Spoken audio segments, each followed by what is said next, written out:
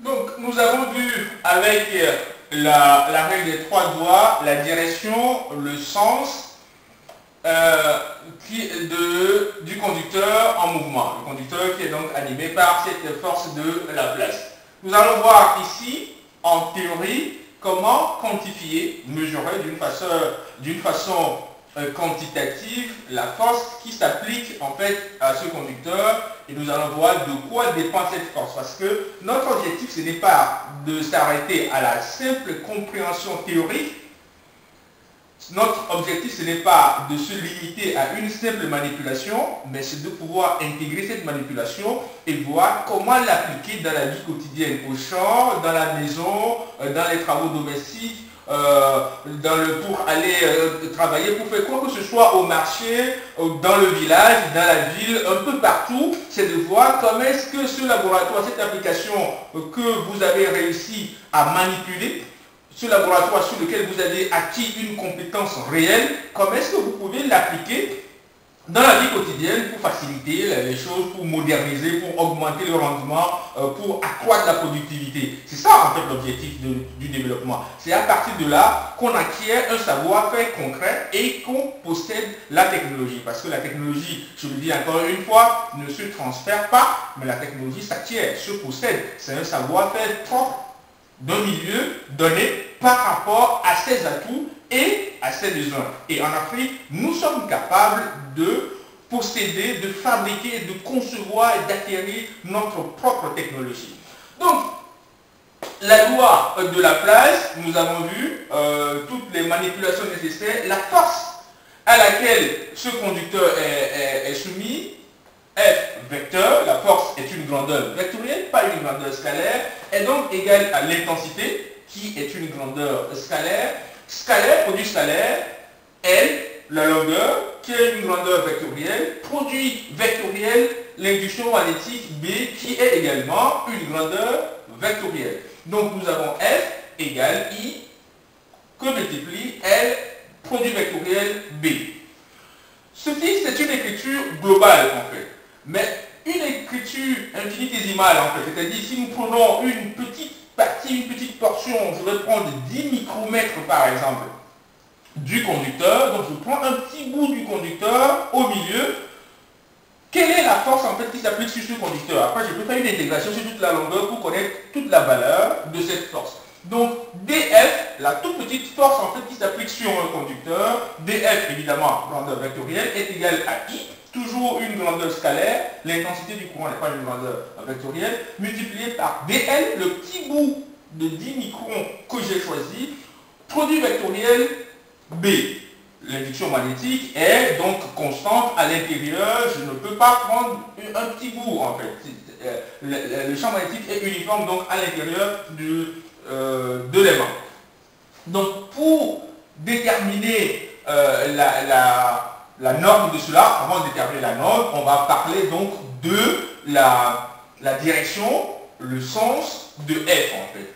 Donc nous avons ici la représentation d'un criède d'Estrogie. Donc j'ai la longueur ici dl, vecteur, qui forme un plan.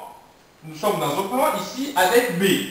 Donc dl forme un plan avec B. Et le produit, ce produit vectoriel nous donne donc la direction et le sens de F. Si je place un tire-bouchon dans le sens de F en fait à l'origine ici, et je fais tourner le tire-bouchon, donc je visse en fait le tire-bouchon, je ramène, en vissant en fait, je ramène dl sur B. Donc je ramène dl sur B, et donc la force est dans la direction et le sens du mouvement de visser le tire-bouchon. Donc la direction est verticale et le sens est de l'origine en fait, c'est-à-dire le point d'intersection de ces deux vecteurs vers le haut. Très très important. Donc nous avons ici un trièdre d'Estrogie et la direction, le sens de la force dF m'est donné par le tire-bouchon, la règle du tire-bouchon que je mets à l'origine, et j'utilise ce tire-bouchon pour ramener donc quand je tourne comme ceci, je ramène donc DL sur B. Donc en ramenant DL sur B, je visse et donc le tire-bouchon suit donc la direction et le sens de DF. Pour déterminer donc la norme, la grandeur, l'intensité de cette force, nous avons donc F qui est égal à la valeur absolue de l'intensité, parce que comme vous l'avez vu, le conducteur peut se déplacer à l'intérieur de l'aimant comme à l'extérieur. Donc le courant peut être aussi positif que négatif. Donc je prends la valeur absolue de I, multiplié par ici la longueur du conducteur, c'est donc 40 mm, multiplié par B sinus alpha. Alpha étant l'angle entre L et B. Nous avons vu précédemment que l'angle entre la longueur et l'induction magnétique est égal à 90 degrés. À 90 degrés, ici vous êtes du côté du Rwanda et du Congo démocratique. Donc sinus de 90 degrés, sinus de 90 degrés, c'est égal à 1. Donc F égale à I fois L fois B multiplié par 1. Une écriture plus simple que vous avez connue peut-être au lycée. Donc F c'est égal à B multiplié par I fois N. Si ma longueur est en mètres et l'intensité en ampères, l'induction magnétique est en Tesla, j'obtiens ma force dans le système international de mesure en Newton. Application numérique.